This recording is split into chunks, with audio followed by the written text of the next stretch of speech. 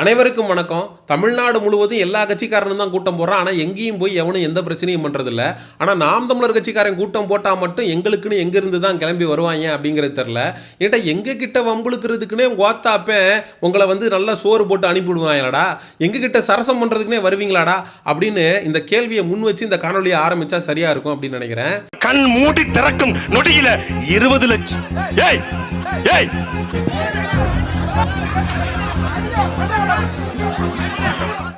நெல்லை மாவட்டம் தானியூத்து பகுதியில் நாம் தமிழர் கட்சியினுடைய வேட்பாளர் அறிமுக கூட்டம் அப்படிங்கிறது நடைபெற்றிருக்கு.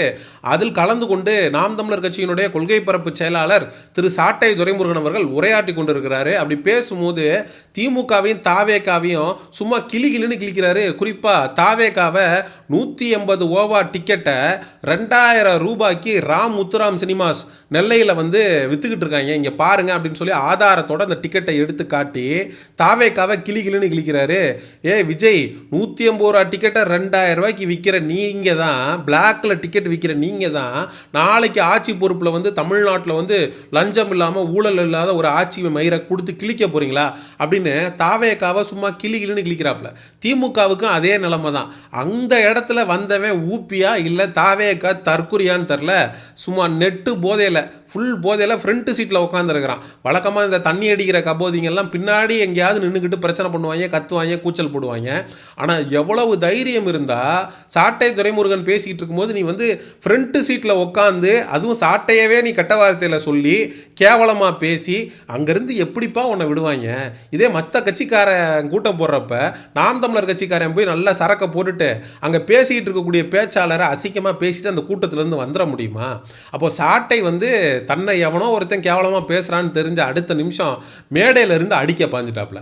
அதுக்கப்புறம் நாம் தமிழர் கட்சி தம்பிகள்லாம் இல்லை சாட்டை உன் ரேஞ்சுக்கு அவன் அவ்வளோ பெரிய ஆள் கிடையாது, அவன் டம்மி பீஸு, நாங்கள் டீல் பண்ணி அனுப்பிக்கிறோம் அப்படின்னு சொல்லி அங்கே கூடியிருந்த நாம் தமிழர் கட்சி தம்பிகள் எல்லாரும் சேர்ந்து அந்த நபருக்கு நல்லா நலங்கு வச்சு அனுப்பி விட்ருக்காங்க. இந்த இடத்துல என்ன சொல்கிறாங்க அப்படின்னா, சாட்டைக்கு மேடை நாகரிகமே தெரில, பேசிக்கிட்டு இருக்கும்போது எவனோ ஒரு குடிகார கபோதி கத்துனா நீ அவனை அடிக்க பாய்வியா?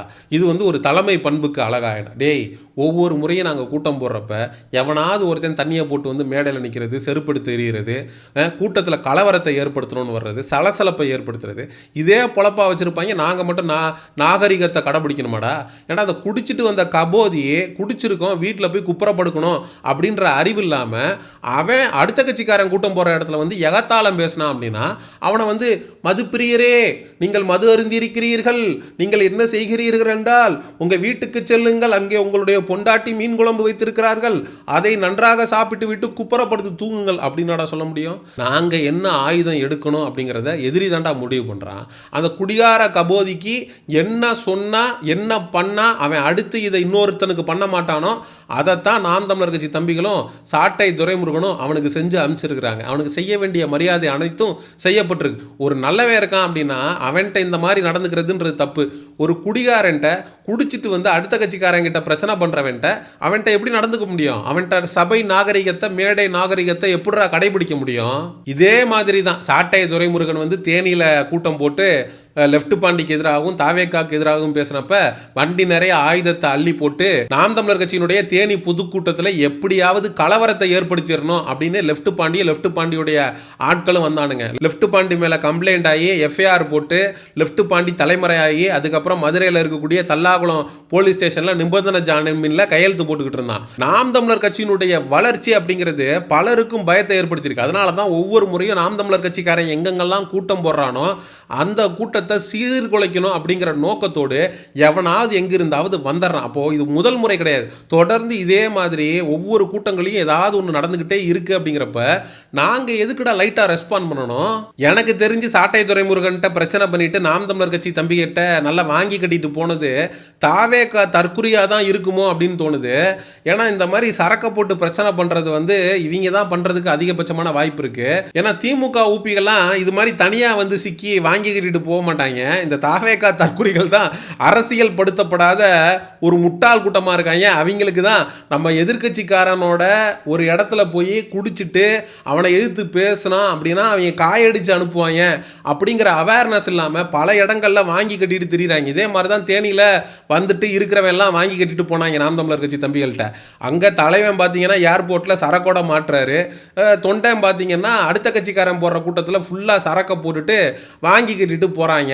ஏண்டா தலைவனும் இப்படி தொண்டனும் இப்படி, ஏண்டா எலெக்ஷன் தேதியை அறிவிக்கிறதுக்கு முன்னாடியே இந்த அநியாயம் பண்ணுறீங்க அப்படின்னா எலெக்ஷன் தேதி அறிவித்ததுக்கப்புறம் தமிழ்நாடு முழுவதும் இந்த தாவேகா தற்குறிய எத்தனை இடத்துல நாம் தமிழர் கட்சி தம்பிங்க கிட்ட செருப்படி வாங்க போகிறாங்க அப்படிங்கிறதே நமக்கு தெரியல. நாம் தமிழர் கட்சி தொடங்கி கிட்டத்தட்ட இந்த 15 ஆண்டுகளில் அடுத்த கட்சிக்காரன் போடுற கூட்டத்துக்கு போய் குடிச்சிட்டு பிரச்சனை பண்ணி அவங்க கிட்ட அடி வாங்கி அசிங்கப்பட்டு வந்த மாதிரி எங்கேயாவது ஏதாவது ஒரு துண்டு காணொளி இருந்தால் காட்டுங்கடா பார்ப்போம்.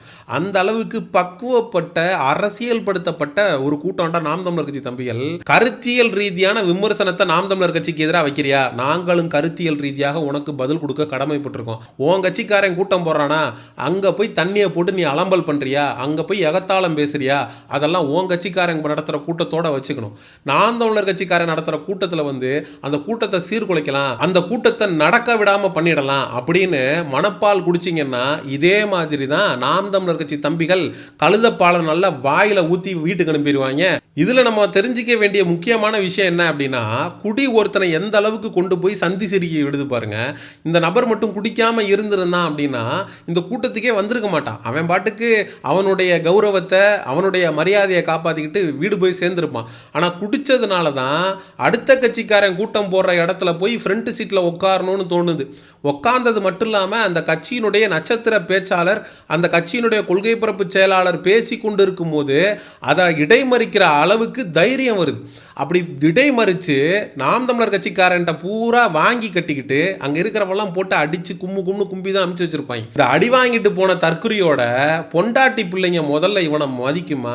தன்னுடைய குழந்தைங்களே இவனுக்கு பின்னாடி காரி துப்போம். டே நம்ம அப்பா நல்லா குடிச்சிட்டு நாம் தமிழர் கட்சிக்காரங்க நடத்துகிற கூட்டத்தில் போய் எகத்தாளம் பேசிட்டு அங்கே இருக்கிறவங்க கிட்ட செருப்படி வாங்கிட்டு வந்திருக்காரா அப்படின்னு சொல்லி உன்னுடைய குழந்தைகளே உன்னை காரி துப்புண்டா. இதுக்காக ஒரு கட்சிக்காரன் இன்னொரு கட்சிக்காரன் நடத்துகிற கூட்டத்திற்கு போகவே கூடாதா அப்படின்னு நம்ம சொல்லவே இல்லை. தாராளமாக போகலாம். குடிக்காமல் போய் நாகரிகமாக ஏதாவது ஒரு இடத்துல அமர்ந்து இந்த கட்சிக்காரன் என்ன சொல்கிறான், இவன் வந்து நம்ம கட்சியை பற்றி என்ன விமர்சனம் வைக்கிறான் அப்படிங்கிறத கேளு. உன் தலைவன் என்ன சொல்கிறான், அடுத்த கட்சிக்காரன் என்ன சொல்கிறான் அப்படிங்கிறத ஒப்பிட்டுப்பார். எது உண்மைன்றத பகுத்தறிஞ்சு பார்த்துட்டு உன்னுடைய தொகுதிக்கு யார் வந்து எம்எல்ஏவாக வரணும், உன்னுடைய தொகுதி மக்களுக்கு யார் நல்லது செய்வா அப்படிங்கிறத யோசித்து சிந்திச்சு வாக்களிக்கணும். ஸோ ஒரு கூட்டத்திற்கு போகக்கூடாதுன்னு சொல்லலை, நம்ம எப்படி போகணும், எப்படி நம்மளுடைய மரியாதையை காப்பாற்றிக்கணும் அப்படின்னு ஒன்று இருக்குது. இது மாதிரி குடிச்சிட்டு போய் எகத்தாளம் பேசினா எந்த கட்சிக்காரனாக இருந்தாலும் நலங்கு வச்சு அனுப்புவான் அப்படிங்கிறது தான் நம்மளுடைய தாழ்மையான கருத்து. நாம் தமிழர் கட்சி தம்பிகள் இந்த காணொலியை பற்றி என்ன நினைக்கிறீங்க அப்படிங்கிற உங்களுடைய கருத்துக்களை மறக்காமல் கமெண்ட் செக்ஷனில் சொல்லுங்கள். சமூக நிகழ்வு அரசியல் சார்ந்த பதிவுகளுக்கு சயோனிசம் சேனலை சப்ஸ்கிரைப் பண்ணுங்கள். அடுத்த ஒரு காணொலி பதிவில் சந்திப்போம். நன்றி, வணக்கம்.